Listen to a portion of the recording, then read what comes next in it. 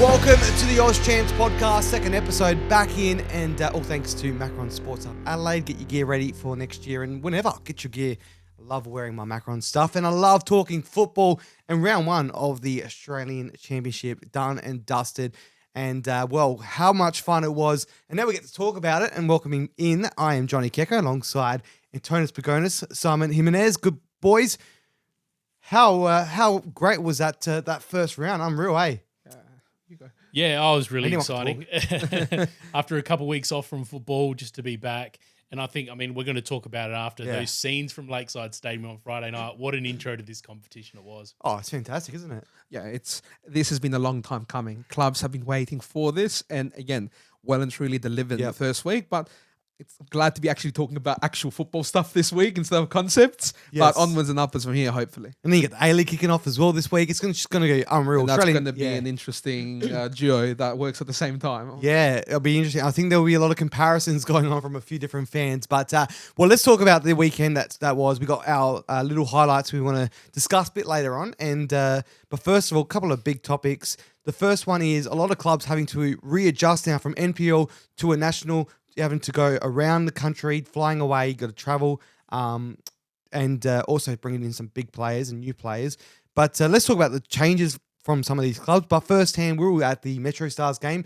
Simon, the stylistic change there and the adjustments that club has had to make from losing the grand final in their last competitive match and then having to come out here losing Owen Windsor and having to try and back it up. But there was some good football out there, but a little bit of a different change of the club. Yeah, it was, and especially being in SA, seeing so much of Metro Stars, they were so dominant in the competition this year. But coming up a team like Apia, they weren't able to play the game and dominate possession like they usually do. Apia did a fantastic job of just bringing physicality into that game and using that to stifle them. But I mean, from a stylistic point of view, it made it something a bit interesting to watch. That's something that Metros are absolutely going to have to adapt to. And, you know, if different regions are synonymous with playing a certain way, that's something that you're just going to be able to have to deal with. In addition to that, I spoke to some referees at another event on the weekend, and we spoke about that game a little bit, and they sort of indicated that it must be difficult from a refereeing perspective as well, that these two teams are going to have a different way they play the game and different expectations of the ref as well. So you got to adjust. Well, what are you saying with that as well? When you have referees from that do A-League on a weekly basis, they know both teams regularly, NPL same, new competition, you may not have ref some of these teams.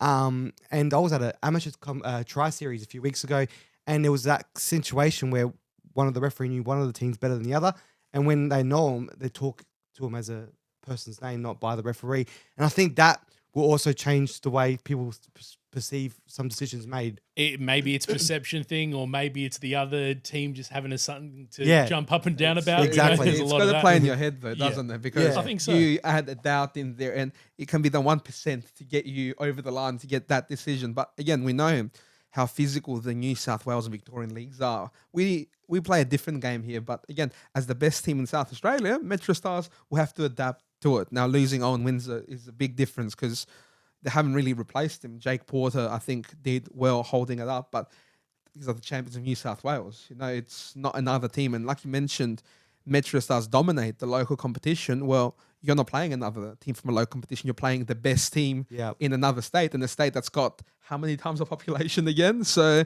it's definitely a step up. But again, you have to welcome it. It's no longer one and done. You lose, you're eliminated. You have another crack at them. You're going to play against the champions of WA, and you're going to play against Sydney United, who's another physical team. So it's sink or swim.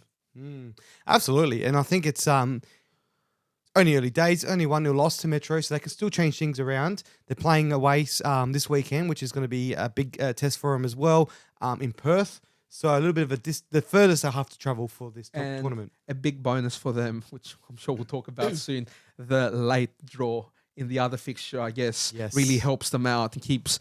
It's still early days, but it keeps that door open. Yeah, well, it's actually interesting that we're going to be talking about this group. We're not always going to talk about the South Australian group, but it happens to be this way around, just based on the situations that have happened and occurred. But that same group, obviously, is Sydney United and Bayswater. And funny enough, Bayswater have lost to Metro Stars, and the only time they've played each other, and that was in the elimination final, I'm pretty sure, when Metro Stars won the national tournament back in 2014. So some good history there for Metro Stars going into this game. But well, they had a bit of a help, and this is interesting situation. It made social media big, and this is the second talking point we want to talk about, is that second ball on the park in that Sydney United game. Went out into the grandstand. The fan thought it would waste time, and then I think he kind of did them a favour to the Bayswater by, they ended up scoring. Well, the concept there, he was trying to delay the game, Yes. but again, I think if you want to cause chaos, you have to improve your throwing a little bit, hit the Yes. gym to actually make it to where the ball is. Ball didn't interfere with the play, and a superb effort to equalise. And again, if you want to use the dark arts, don't be upset when the dark arts are used back on you. It's fantastic just how it happened. Goes out, wasting time. They grab it from the ball boy, get the play underway, and score straight away off the volley. It was funny because we were talking before about comparison between A-League and this competition, but that felt like such a throwback to the old NSL days. What about the old outfield as well? The get up. The get up was That great. was it made me feel like it was the late 90s again. It was fantastic. Also, it's a national competition, not the NPL, because they probably win in the NPL because you won't have a ball boy there to return Yes. the ball from you, just away from the crowd. Or Michael Maroney and ball boys don't go well either back in Sydney as well. I'm just thinking the only thing that guy needed to complete his look was a ciggy hanging out of his mouth as well. Then it would have been peak Balkan guy. Absolutely. This little big Balkan guy. But well done. Hey, well done to him though. He's trying to help his team, and it just ended up being a different, not the scenario that Sydney United wanted, but it also. How do you show up for the next game? You have to put on a brave face. It'd be an up here this time around as well. To paraphrase, or to quote rather, South Australian health expert, or whatever she is, Nicholas Furia. Oh, Nicholas Don't Furia, touch the football. Yes. Well, that was an interesting time, but we won't get her saying any comments in this podcast, but we will have someone that will make some comments as well. We reached out to the matchday commentator for that game as well, and all he could say once that ball hit the back of the net was oh my goodness," which is a phrase that I kind of copyrighted here in South Australia, I think, later after the season. But Lachie Flannigan, so we reached out to him for comment. We wanted to ask him about that moment as well. So put the question out to him. So in the moment that Sydney United fan threw the second ball onto the pitch, what his initial reaction and analysis was of that, and also in his view, did that incident have any tangible impact on the eventual outcome of the game? So threw that question to him, and he sent us his answer. Let's have a listen to that. Hey fellas, in answer to your question, I think my initial reaction when the Sydney United fan decided that they would play ball boy, only to see Jackson Stevens of Bayswater City launch a hopeful ball into the air and over the top of Vedran Janjetovic in for a 94th minute equaliser, was shock. How can you put that scale of chaos into words? It was nuts. It was so many incredible things about NPL and championship football all rolled into one. It was the chaos of having two balls on the field, the humour of the Sydney United fan wanting to be the hero and take matters into his hands and then getting slapped in the face with instant karma, the joy of Bayswater City getting this, what was a monumental result for them, beating a New South Wales, or getting a result, against a New South Wales team for the first time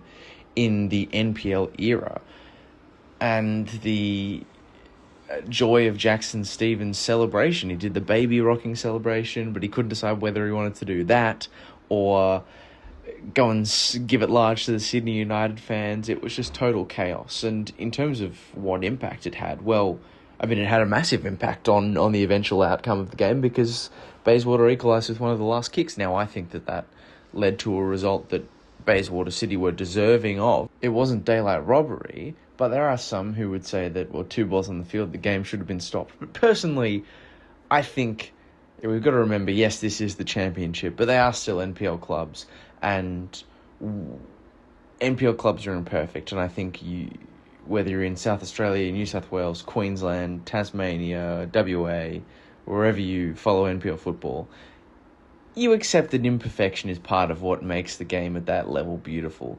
And I thought it would have been antithetical to the spirit of NPL football to disallow that because of the multi-ball situation, and think about how much joy that moment has brought, the amount of people that have seen it, how different things could have been had that goal not have been allowed to stand. Yeah, I agree with him on that one. And I also want to say about that, the way they clipped it up as well, it actually looked like the fan had an incredible throw on him as well, didn't it? But how good's those comments from him as well? I agree. And, I think I was happy with the play going on. I'm just going to say, what a commentator he is to even wrap that up just on a voice note. Yeah, exactly. Wrap up the moment, wrap up the context. That was fantastic. And I think we were having a bit of a chat off there as well, that sometimes the coverage is what makes it. Yeah. I think his commentary on that clip was just something that was great. Yeah. What a moment. It's one of these things in the A-League. We always talk about peak A-League. How fun is it that 1 weekend we've already had like a peak championship? Like you can play the championship all year again. When are you going to get that exact thing happening again? Yeah. It's unbelievable. It's great. Play on, man. Play on. Yeah, this and is like what I it's said, about. if you want to go down that route, both sides can go down that route as well. It didn't interfere play. No one was around the ball to be confused to go and clear that. And could you imagine scoring that and it gets taken off you? Oh my God. That is so good. I love it. I love every moment of it. And thanks to Lachie for sending that through as well. And we'll try and get more people on board every week here. Comments from fans and commentators and and players. But let's talk about Friday night, the big one. Antonis, you made the trip up to Melbourne. You caught up with a lot of media people, but it's a topic for another day. But what was it like up there? We'll actually talk about that as well. What it was like over there, because a lot of people went over for it. Yeah, it's superb. There's so many people that travelled over for it. Again, it was a great weekend to be in Victoria for all these games, but South Melbourne have probably been the loudest proponents to return to a national stage. Yep. They got their wish, and my God, did they deliver, from putting the day together to making it feel like an event to the football on the field. Again, when you understand how much it means to those people behind the fence, I guess, over there, you get emotional, because that's what football is about. This is what football in this country was built like. And it's like they're back from their isolation. They're back into the limelight. And it's not like a one-off thing like the cup. You have to keep your spot in. This is their spot. They can go as far as they want in this tournament. Six matches and then final. And again, 6,000 people there, just superb. Yeah. If you look at crowd figures from around the world football, it's a really good crowd for a side that was basically shunned for 20 years. So all props to them. They've done a fantastic job. I guess now the question is, what does it settle to? What's going to be the expectation for every week? But that's a really strong position to start from. And congratulations to everyone involved there. That was the perfect way to open up the championship. And I had a shower, put my trackies on. I wanted to be all relaxed to watch it on SBS on Viceland. And I walk outside, and you made mention of this, Simon. When I walked into I went to watch it in my outdoor lounge area, and on the big screen had SBS there, so I wouldn't miss it. So I didn't have to fiddle around changing channel. But as soon as I walked in, the first thing I saw once I walked through the door on the big screen was the drone footage of Lakeside Stadium, and that just instantly got me excited. It's when you get good, we said it before, production and the scenes to back it up. I was watching it from a commentary box, and I had it on in the background. But you just, even though it was on peripherally, it's a sense of occasion when it starts and that thing, and it just feels like an event with some magnitude and importance. It certainly delivered with those initial that initial look, I guess. Yeah, I think it was fantastic, and just the whole atmosphere around it. It was about 6,800, Something like that. Yeah, so that's a pretty decent attendance for the first game. And again, like I said, it's those clubs were not given an avenue back to this spot. Like Australian football could have really died for them. And they kept at it. They rebuilt the right way, and they became, you can say it, undeniable. And there's a reason why they got the first game. They felt they've been ready for a while, and they delivered for it. And like Simon said, the whole occasion was really justified, all this talk. So it's just about getting bigger and better from here. And again, whatever happens to this competition, clubs like that are showing what they're capable of. That's the whole point of a second division. Who can show that they belong in the level above the local NPL? And South have made a fantastic start in that department. Beautiful. And I want to add as well onto that, and also on the whole weekend as well. Props to Football Australia, and also to SBS on the way they've done this. They've created a new division. they've created avenues for clubs, for players and coaches, even referees to go up to the next level. But I've expanded that to the media as well, which is they know what it's built on. It's built on these local clubs and these media that's been around them at the local level, us included all those guys from interstate, which you caught up with. Again, when we say national second division, it should be a national second division for everyone. Exactly. And that's definitely what we're seeing. It's people that have grinded away for a while, some longer than others, just getting an opportunity that's thoroughly deserved. Yeah. And again, wherever we go from here, those are moments that a lot of people will never forget. Yes, you Josh Parishes, your Lachie Flannigan's who have commentated local NPL games for many years. You've got your others that have been involved with Joe Kay as well. Your Johnny Kekos. Maybe. That deserves a bit of a round of applause. But it's been fantastic, and I was honoured to be a part of it. Like with both Football Australia looking after their channels, being on their social media, and then SBS with Claude's reaching out with their stuff as well. And the Super Saturdays is one thing I wanted to chat about. With Super Saturdays, I think it's a great initiative. They're not only SBS with their coverage on a broad audience on their free-to-air channel, but their extra thing with Claude's they're doing, the watch-along. There's avenues for people involved in that. And in Football Australia with their local commentators, the Boundary with Seb being on the Boundary as well, and other ones like Adam Palombi as well, just being involved in it all. It's great. Tell you what as well, you spoke about the Super Saturdays. Someone put up the fixtures of all Australian football for next week, and I'm like, oh my God, we're in for a good time. It's going to be big on Saturday, isn't it? But I think it's fantastic. I just love Super Saturday. I was honoured to be a part of it. And I just think the concept of it all, it's been done right, and I think in the right manner.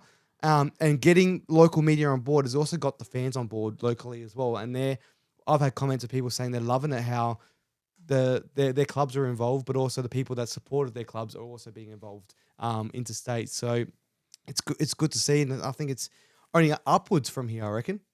I hope so.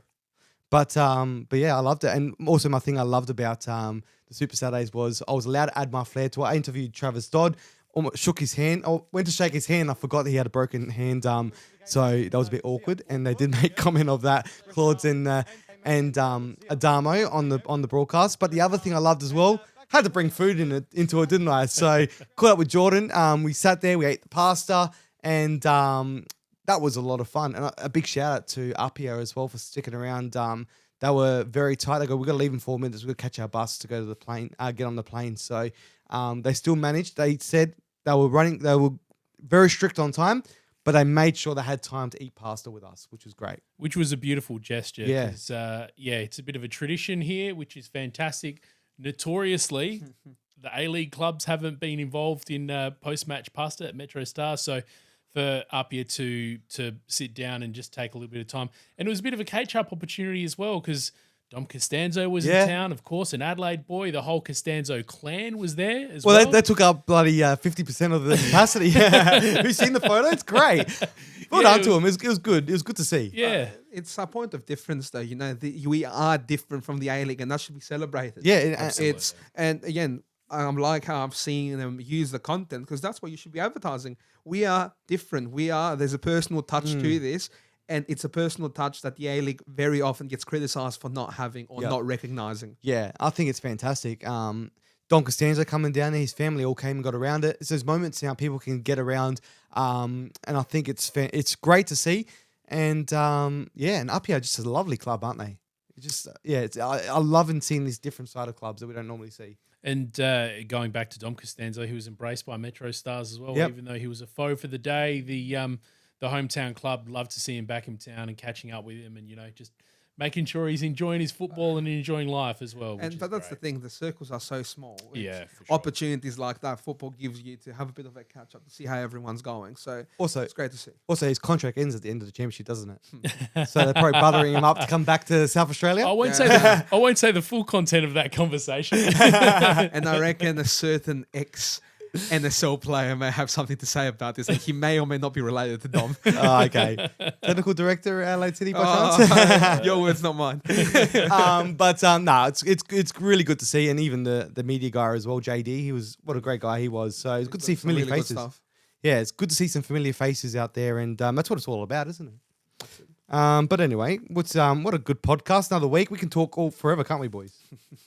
So let the ethnics talk. yeah, I think that's what the league's about, isn't it? Bringing it back the championship. But nah, boys, a lot of fun this weekend. Can't wait to do it once again. And Super Saturday again. I love it. And again, we're packed this week between the A-League and the National or Australian Championship, rather. I shouldn't say that. It's going to be really exciting. It's football until you drop, really. We've got the A-League kicking off Friday night. We've got the Saturday, Super Saturdays in the daytime. Then we follow with A-League, and then we've got our celebration of football. We've got to go and wear our suits too as well. So, but anyway, that was fun. Absolutely. Can't wait to do it again once more next week. Once more, and then again after that, and again after that, and again after that, and then and once we get to 10 weeks, then we're done. But anyway, that was fun. Enjoy the week. Go watch the games. Get involved with all the content. Follow the local content creators out there as well. There's a lot of new podcasts, which is good to see as well. Big shout out to them. And yeah, get involved. We'll see you next week. It's not the local game. It is actually. It's the Oz Chance podcast, brought to you by the local game, sponsored by Macron Sports Hub Adelaide. Get in touch with them today for some great gear. And boys, Antonis, Simon, see you next week. Catch See you you then. then. See you then. See you all soon. Adios.